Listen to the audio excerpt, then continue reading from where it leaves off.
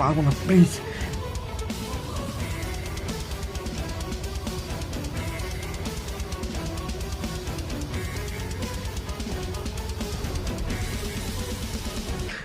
না না, আমি তো যাব না, আগে আমাকে কিস করেন।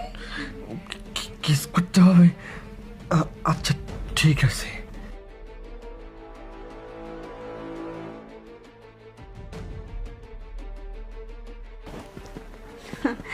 একটা বছর আমার থেকে অনেক দূরে ছিল তো, এর জন্য জড়িয়ে ধরে শোয়ার অভ্যাসটা এখন ওর মধ্যে আসেনি।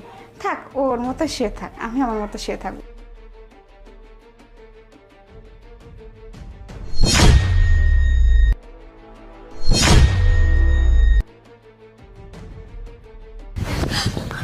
শান্তা, তুই তুই আমাদের রুমে আমাদের বিছানায় কি করছিস?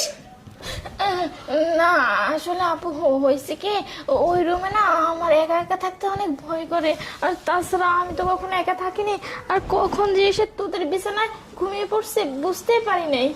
কি বুঝতে পারিস না বলতেছিস? হ্যাঁ, তুই কি ছোট বাচ্চা নাকি যে তোকে সবকিছু বুঝিয়ে দিতে হবে? তুই যথেষ্ট বড় হয়েছিস, অ্যাডাল্ট। তুই আস্তে একটা মেয়ে এসে তোর দুলাভাইয়ের পাশে শুয়ে পড়লি কম্বলের নিচে, তাও তো কিছু বুঝতে পারিসনি। বেয়াদব মেয়ে কোথাকার, বড় হয়ে গেছিস, এতটুকু জ্ঞান বুদ্ধি হয়নি যে দুলাভাই আর আপুর ঘরে এসে থাকা যায় না একসাথে? তোর কি মিনিমাম জ্ঞানটুকু হয়নি নাকি? বের হয়ে যা ঘর থেকে। কি রে, তুই এত জোরে জোরে চিল্লাচ্ছিস কেন? শোন, একটা যুবতী ছেলে আর একটা যুবতী মেয়ে যখন একই বিছানায় শুয়ে থাকে তখন কি চায় সেটা কি তুই বুঝতে পারিস না? আর তাছাড়াও আমি না তো সতীন হতে চাই।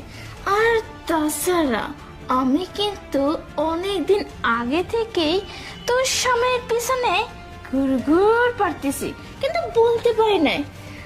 এই যে দুলাভাই, আপনি জানি কি বলছিলেন, এখনো ডিভোর্স হয়নি আর ডিভোর্স দিতেও চাচ্ছে না। চিন্তা করবেন না, এখন না ডিভোর্স খুব তাড়াতাড়ি হয়ে যাবে। কি বলিস রে?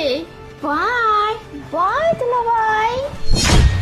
কি হচ্ছে এসব? কবে থেকে তুমি আমাকে ঠকাতে লাগছো? বলো, কবে থেকে ঠকাতে লাগছো আমাকে? আমি এসব কিচ্ছু জানি না। কিচ্ছু জানো না? ও হঠাৎ করে আমাকে পছন্দ করতে লাগছে, আজকেই ওকে আমি দেখতে পেলাম। মিথ্যা কথা